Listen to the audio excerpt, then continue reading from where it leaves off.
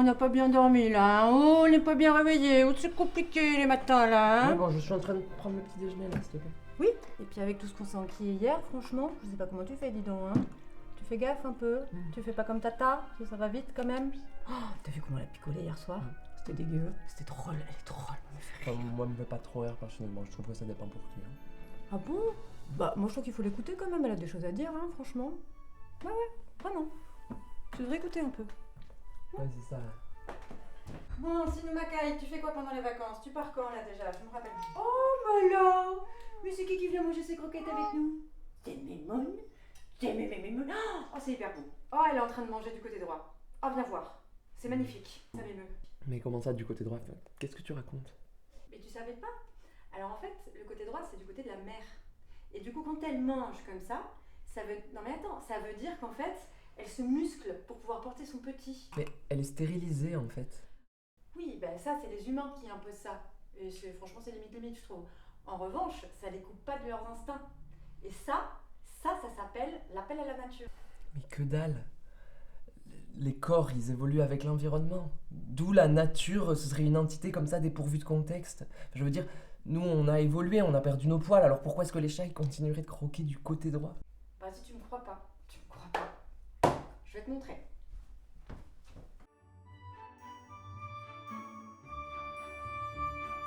Viens voir, je vais te montrer des trucs. Viens. Allez, Zou, regarde. Appel à la nature.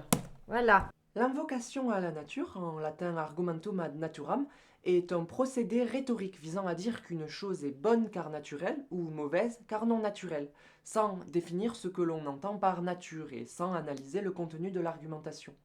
Ce procédé relève du sophisme génétique.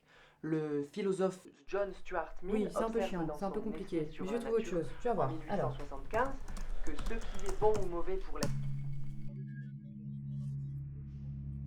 Je viens du peuple corseté, de la masse momifiée par les mœurs, de celle qui saigne chaque mois et se saigne chaque jour, des mauvaises nées et des bonnes mortes. Je suis la terre souillée, l'authentique écrasée, la terre-mère que piétinent les mâles et leurs avancées technologiques et culturelles. C'est moi, la nature, qui se soulève aujourd'hui pour toutes les femmes du monde, et pour leur ouvrir les yeux, pour leur désigner encore et toujours nos oppresseurs stratèges qui, pas à pas, marchent sur nos droits, en mocassins, baskets, talons aiguilles. Est-ce que tu peux répéter ce que t'as dit? Parce que je suis pas sûre d'avoir tout compris.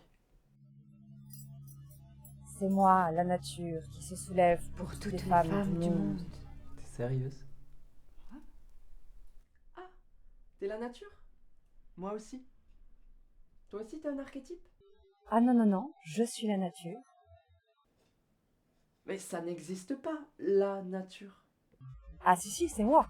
Mais tu peux pas représenter la nature. Enfin, tu peux représenter ta version, mais c'est la tienne.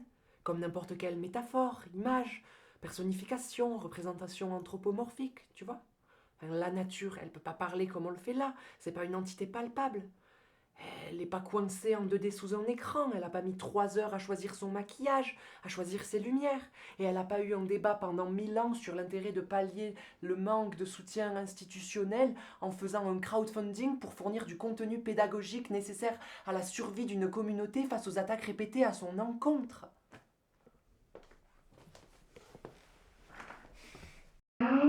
Écoute ma grande, si on peut tout interchanger comme ça à volo, ça nous emmène où? Bon, ça nous emmène au transhumanisme. Voilà. Parce que dans le fond, la question c'est qui sommes-nous pour contester ce qui nous a été offert? Moi je pense qu'il est urgent aujourd'hui d'être du côté du ressenti et de la logique, des valeurs et de l'émotion, et surtout rassembler nos différences. Et toi, qui es-tu? Tu représentes quoi? Oh ben c'est pas vraiment à moi de le dire, je pense. Enfin, je veux dire, je suis un archétype. Je peux pas représenter une identité. Mon taf, à la limite, ce serait plutôt de représenter un mouvement d'individus. Oh, m'en parlez pas. Je ne supporte plus ces jeunes individualistes et leur communautarisme permanent, là, qui prétend que chacun pour sa pomme. Et toujours au profit d'Adam. Toujours au profit d'Adam. Attends, juste pour être sûr qu'on est sur la même longueur d'onde, vous parlez de qui? Bah, dis donc, on va pas appeler une chaise une table, hein. Non, moi je te parle de ces groupes dont la prétendue rébellion est soutenue par les Netflix, par les lobbies médiatiques, par les Big Pharma Co. Je parle de ces adolescentes, en particulier de nos petites sœurs lesbiennes, pauvres petites captives d'un reflet, dont le corps, la sexualité, écorchés par la société misogyne et homophobe, sont sacrifiés à l'autel d'une soi-disant réparation, injectés par cette même société misogyne et homophobe, pour devenir des petits garçons plutôt que d'assumer leur vraie nature. Je parle de ces hommes en robe, qui prennent leur phallus pour des micros et qui confisquent la parole des vrais opprimés. Je parle de ceux qui s'emparent de nos enfants, un à un, pour façonner l'écologie de leur petit corps, en les attirant avec des hormones et des chirurgies mutilatoires. Comme les pédophiles les séduisaient autrefois avec des bonbons et des ballons. Attends, mais elle parle des personnes trans, là. Ah non, non, moi j'ai rien contre les transsexuels. D'ailleurs, alors c'est un peu alambiqué, mais le fils du neveu de ma voisine, en fait c'est une femme. Et alors, mais il est adorable, enfin vraiment, mais d'une discrétion, pas tout moche. Puis je le connais depuis tout bébé, donc et que j'essaye les robes de maman. Non mais en vrai, moi je pense que profondément, ce qui nous inquiète, ce sont les transactivistes, pas d'amalgame. Non, mais à un moment donné, je pense qu'il faut parler des personnes qui acceptent pas les réalités de base, quoi. Je veux dire, c'est pas compliqué de regarder les animaux. D'un côté, il y a les vaches, de l'autre côté, il y a les taureaux.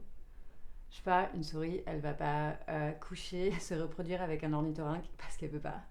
Et un ornithorynque, il va pas se dire un beau matin de printemps, oh là là, mais en fait j'ai trop envie d'être une girafe et prendre ses petites pattes comme ça et s'allonger le cou comme ça.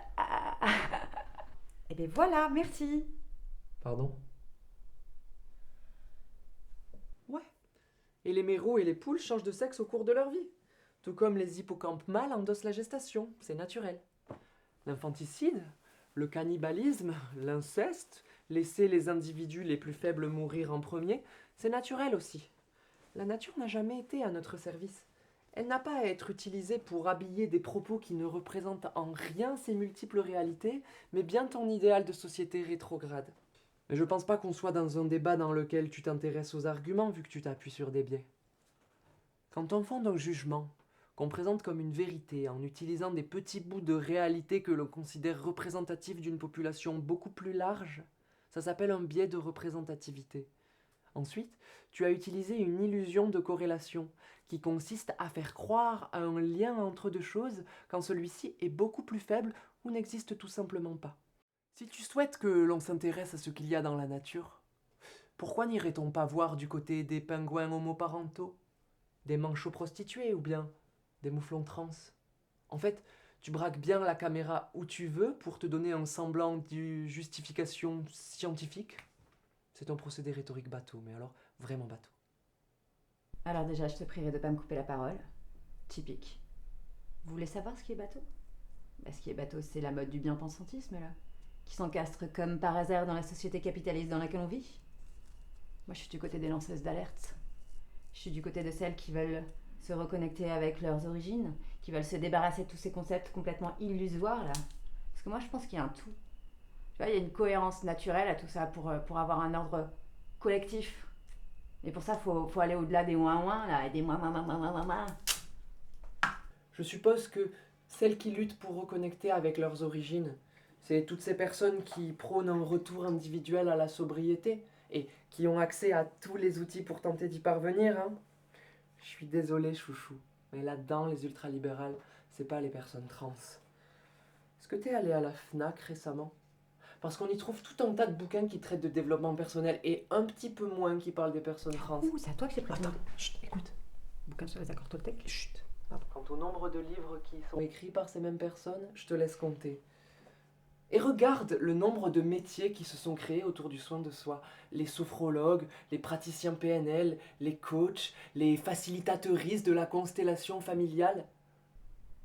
Oui, nous prenons soin de nos corps de femmes. Ça te gêne? Je vais t'apprendre quelque chose. Ce sont eux qui ont été brimés depuis la nuit des temps et depuis chacune de nos naissances. Être femme, c'est pas un ressenti, c'est une condition physique persécutée. Je suis d'accord. Être femme, c'est une condition matérielle persécutée, comme tu le dis. Mais quand on est trans, je peux t'assurer qu'on est dépossédé de nos personnes partout où on se trouve. Soit on est menacé, soit on est perçu comme menaçant. On peut pas juste être. Nos vécus sont conditionnés en permanence par la manière dont les gens autour de nous nous perçoivent.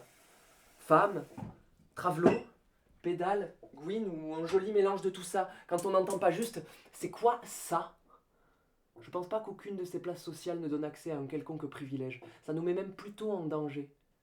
Et je crois pas que ce soit un ressenti non plus, mais bien des conditions matérielles persécutées, comme tu l'as si bien dit. Elle parle beaucoup. Je suis la guérisseuse, je suis la femme sauvage, je suis la sorcière, la sourcière, la sorcière. Vous avez été créé par le lobby de la médecine occidentale. Avant ça, vous n'existiez pas. Alors que je suis l'origine du monde. Ok, non, par contre, va falloir arrêter avec les envolées lyriques quand on n'a plus d'arguments. Hein. Et puis, permets-moi d'émettre un doute là-dessus, enfin, une certitude en fait. Parce que, bien avant que la médecine occidentale en soit où elle en est, j'existais déjà. Tes ancêtres ont juste méticuleusement pris le temps d'effacer toute trace de mon passage afin de me faire disparaître. Mais heureusement, mes sœurs, mes frères et mes adelphes sont en train de se démener pour reconstituer notre histoire dans des ouvrages et des archives. Et puis l'origine du monde, non mais faut pas déconner non plus, hein. La planète Terre, elle est pas sortie de ton utérus. T'es apparu dessus en même temps que moi. Bon, moi par exemple, quand j'étais petite, pour rester dans l'archétype de la Terre, j'adorais regarder les étoiles filantes. Je me suis pas dit, il faut que je devienne une étoile filante. Enfin, je veux dire, on est tous dans un corps, on fait avec. Personne n'est satisfait de ce qu'il a reçu. Personne. Moi-même, j'ai des complexes. Enfin, je trouve qu'on est quand même moins malheureux quand on accepte qui on est, hein, et qu'on évite de faire des plans sur la comète comme ça et de tordre les données initiales. On ne peut pas ne pas être né dans le bon corps. Il faut arrêter avec ça. En effet, naître dans le mauvais corps, ça veut pas dire grand-chose. Et ça tombe bien parce que c'est globalement pas ce qu'on défend. Ça, c'est une vision qu'ont apporté les psychiatres cis pour tenter de cerner quelque chose qu'ils ne comprenaient pas. On est. Point.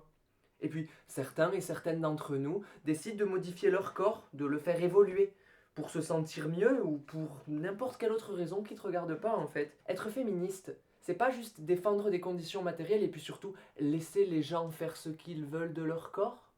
Mon corps m'appartient, ce genre de slogan, ça te parle, non?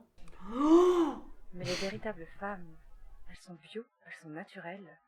Nous, on se laisse juste pousser ce qu'on a déjà. Et oui, comme les femmes trans qui ont des glandes mammaires qui n'attendent qu'un peu de prolactine pour pousser. D'ailleurs, les mâles, comme tu les appelles, ont des tétons et il leur est donc possible d'allaiter.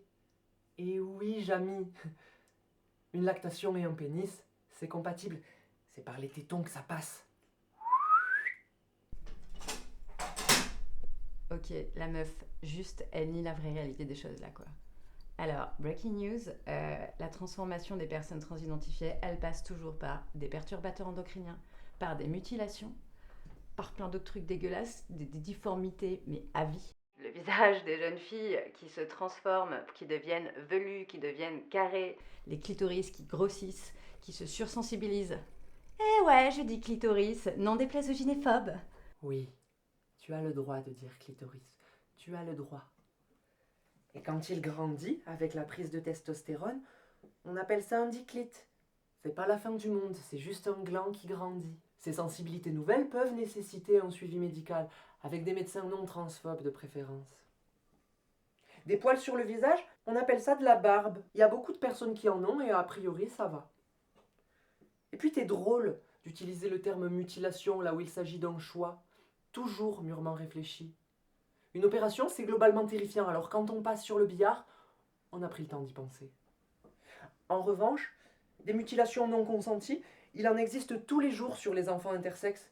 Le corps médical n'a ici aucun scrupule à exciser des personnes pour les faire rentrer dans une binarité sociale, à élargir des vagins jugés trop petits pour recevoir le sacro-saint phallus de la reproduction hétéro, à imposer des séances de rééducation consistant en des viols répétés avec des objets, ou à construire des pénis au rythme incessant d'opérations et d'anesthésie générale sur des bébés, quand bien même il n'y a aucun risque vital encouru.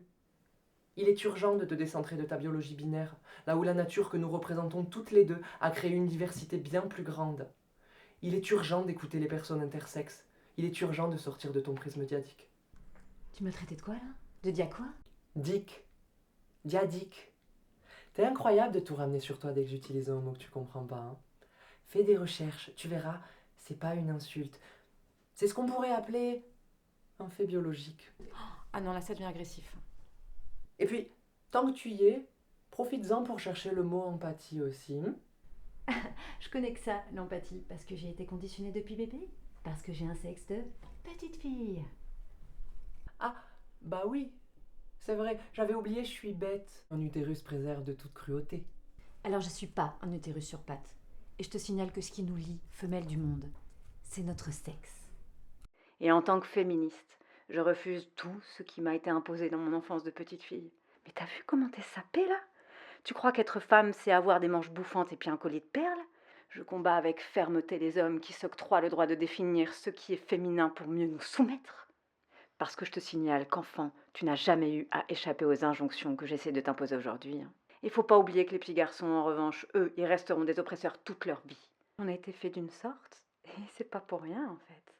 Moi, j'ai été créée par la nature pour procréer, et puis pour en être fière. Regarde, regarde-moi. Moi, je suis une vraie. Mais qu'est-ce que tu crois imiter comme ça? Vous avez aucune utilité sociale. Vous n'avez aucune dignité. Vous vous respectez pas. Vous avez absolument rien compris à qui vous étiez. Bande de dégueulasses. Vous sexualisez votre interprétation du corps des femmes, mais franchement, mais quelle vulgarité. Ça suffit de nous faire croire que nous, les femmes, nous ne pouvons pas penser par nous-mêmes. Nous devons d'aller sauver nos sœurs qui n'ont pas les capacités de discernement pour se rendre compte qu'elles sont manipulées par les transactivistes. Tu n'as aucune, mais aucune idée de ce que c'est que de subir la violence du patriarcat. Et t'es d'accord avec ça, toi? J'avoue, là c'est un peu... je sais pas tout... ouais. Oui. Bon, je commence à fatiguer là. C'est franchement épuisant de lutter contre des miroirs braqués sur moi mais qui ne représentent en rien, mais alors en rien mon propre reflet. Vraiment. Comment tu crois qu'ils me traitent, les hommes de ma vie? Tu penses qu'ils me considèrent comme un des leurs? Tu penses que j'arrive à trouver une place parmi les femmes cis avec ce que les gens comme toi essaient de leur mettre dans la tête? Tu crois vraiment que j'ai renoncé à la facilité d'accès au travail, au logement, à la sécurité physique et matérielle, juste pour pouvoir incruster les milieux féministes? Tu penses que personne n'a jamais essayé de m'agresser? Non. Physiquement, verbalement, ou même sexuellement? Mais de quel privilège masculin tu imagines que je jouis? Ça ne va peut-être pas te plaire, mais le patriarcat me condamne à la solitude. Il m'est vraiment difficile de trouver un emploi et il m'est quasi impossible d'accéder à un poste de pouvoir qui pourrait me permettre de participer au changement de cette société. Est-ce que tu sais ce que c'est que d'être dévisagé avec un regard de dégoût, voire de haine, par le propriétaire de l'appartement que tu vas visiter, par la caissière du cinéma, par le boulanger, par 90% des personnes que je croise dans la rue, par moi-même? Quand le soir, quand je me regarde dans le miroir, j'ai internalisé toute ta violence.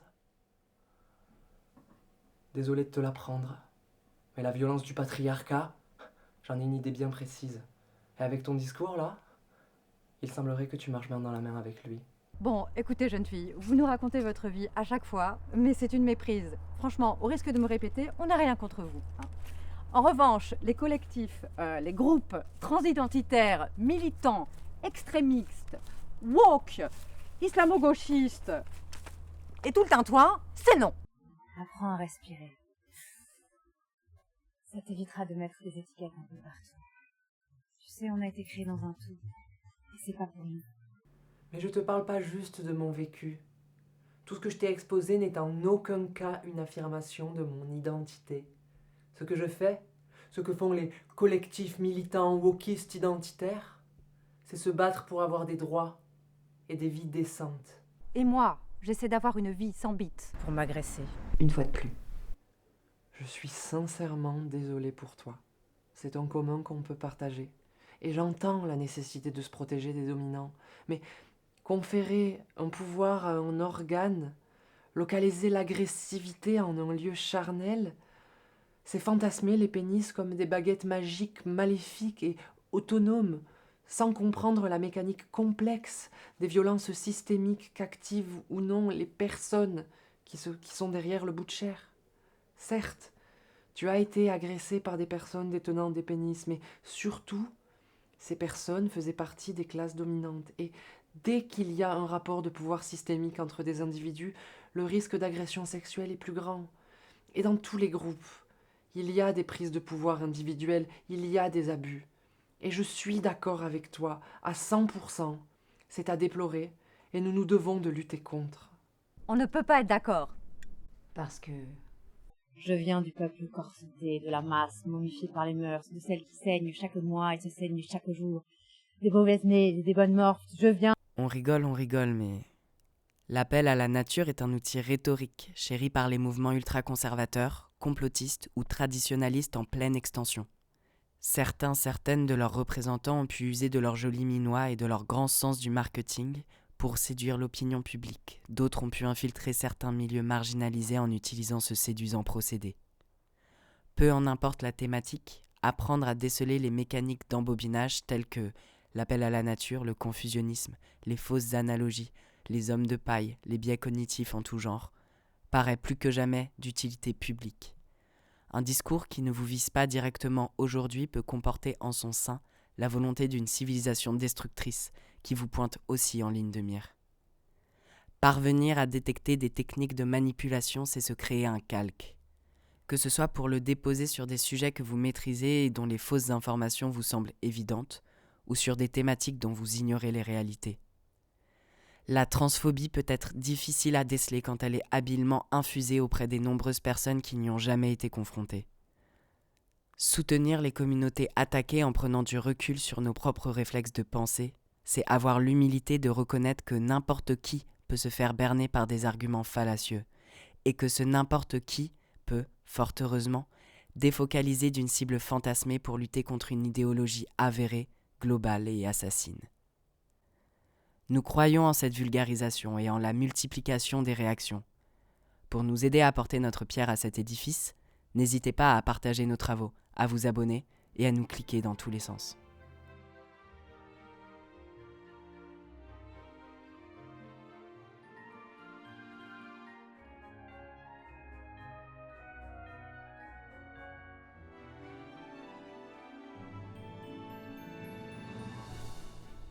Oh, regarde, il y a Mimoun, elle est en train de vomir sur le tapis. Tu m'étonnes. Moi j'ai failli aussi. Hein. Du côté droit du coup.